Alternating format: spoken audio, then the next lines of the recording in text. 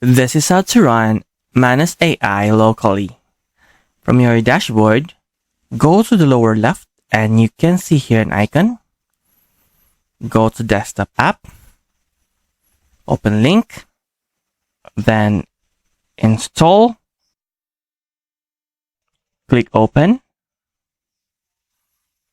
sign in using your Manus AI account, and select an app to open the link.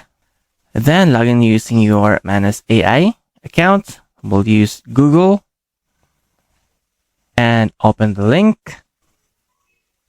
And now you have just signed in to your Manus AI account. So now you can start using Manus AI. You can use this pre-made prompts right here.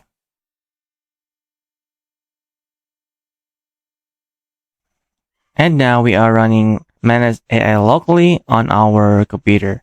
So this is how to run Manus AI locally.